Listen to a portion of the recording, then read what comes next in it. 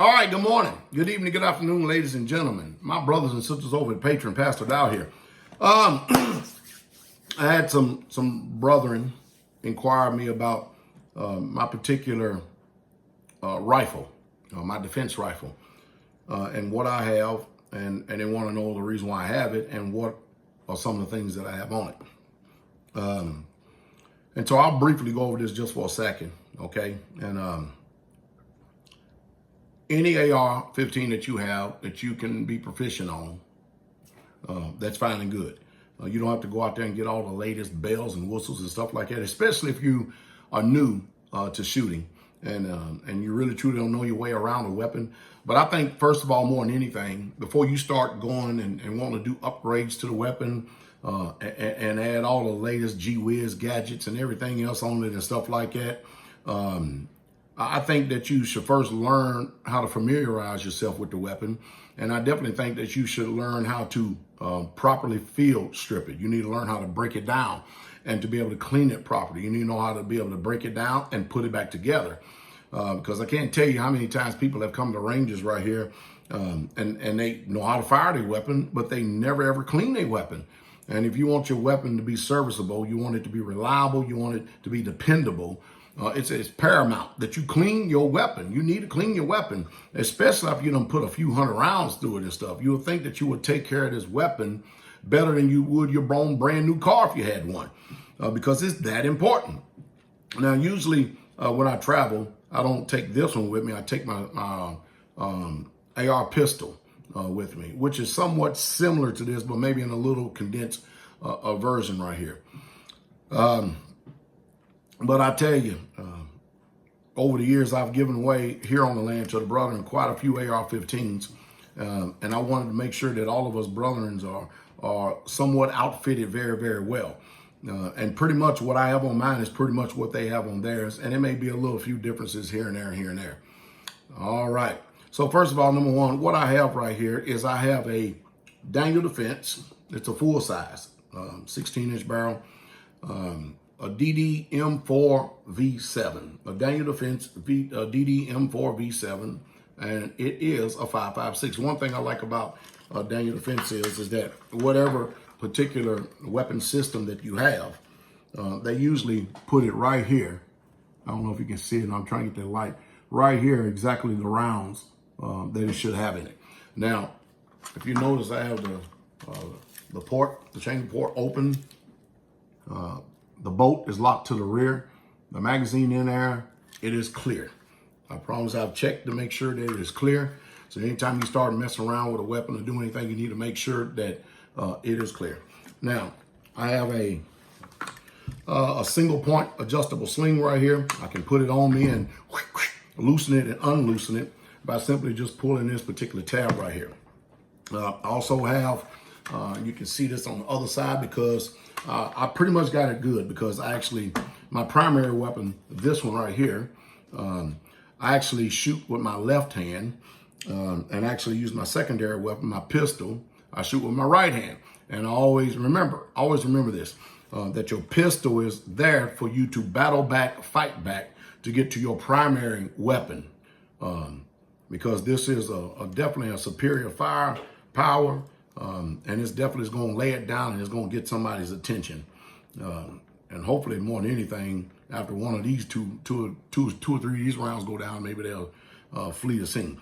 So anyway, I love this particular weapon system right here. I also have a tourniquet on here strapped, and every single one of our weapons have a tourniquets strapped to them. And the reason being is because on our chest rig, I have one or two on my war belt. I think I have one.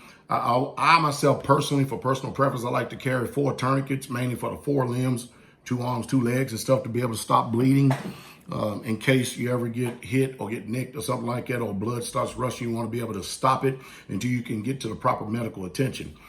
I have a Dowell Defense magazine, which is Dowell Defense magazines. I love these things. I've never had any problems, any malfunctions at all from these, and they actually hold 32 rounds in this particular magazine. I have a Radiant Arms charging handle right here, which you can see. It's just easy to get up, and it's just very, very, very, very easy to pull back. All right, but then also on here, on the sight, okay, the sight right here, which a lot of people are interested in, this is a Vortec, I think it's a Vortec HD. It's a very, very, to me, it's an expensive scope. It really is. But I tell you what, this scope is good for CQB, that means close quarter combat, as well as long range fire. Right now I have a 250 meter target set up, steel target set up, and I bang that 250 meters in the head at will.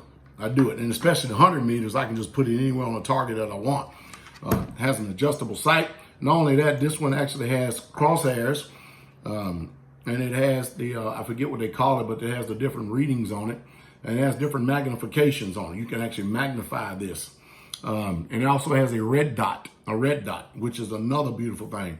I have, so in case this ever goes down, I can also go back to my iron sights, which are already zeroed. At least I hope so. They better be. But these are LaRue Tacticals. So I have a LaRue Tactical mount with this Vortex, and also have a LaRue Tactical iron sights in the front right here. Okay, with that, also have on this end of the weapon right here, because my can is still in prison. That means my silencer is still in prison. It's going to be in there, looks like, for a little while. But this right here is a dead air, a dead air flash suppressor or suppressor. All right. And don't beat me up if I don't get some of these things right and how to talk nowadays. All right, but also have a Surefire light, and it's very, very, very, very bright, extremely bright.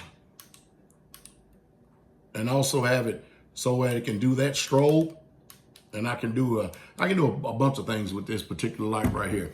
But it's good when you're going into clear rooms, you're in a dark area, or whatever it may have. This also has an adjustable stock on it. I also have replaced the trigger system with a trigger tech.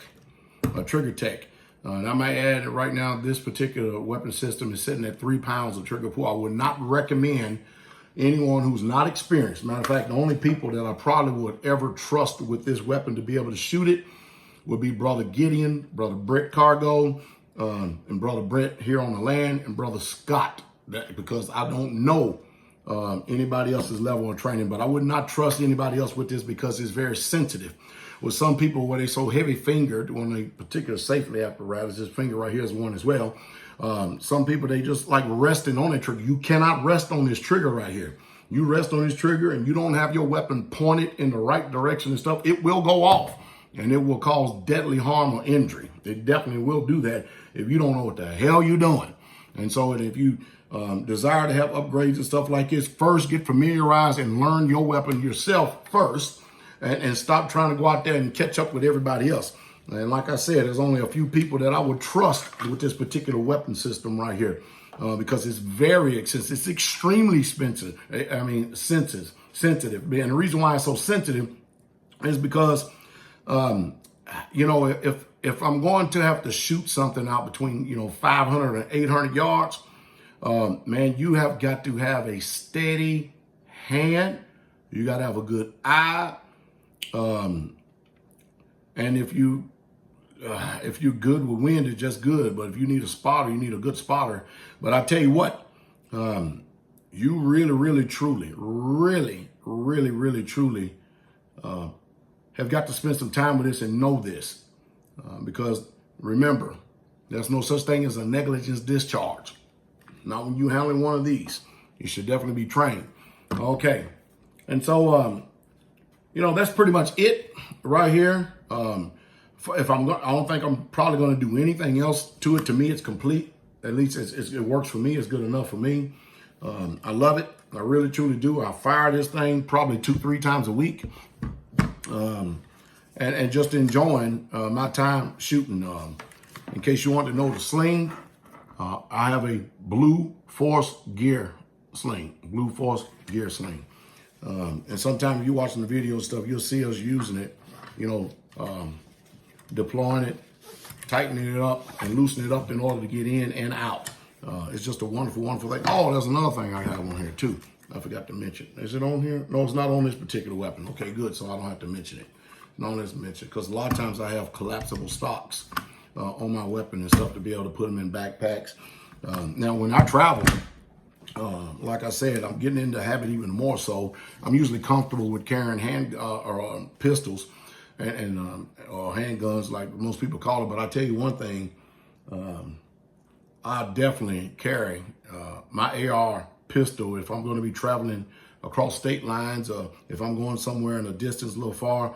It's either in the back seat or in the trunk. I preferably to keep it in the back seat. It depends on, again, it depends on where I'm going, what area I'm in, because I love to be able to have fast access to it in order to defend myself or my loved ones. So anyway, that's a rundown of my primary weapon right there. I hope you enjoyed this particular video right here. I want y'all to have a wonderful, wonderful day.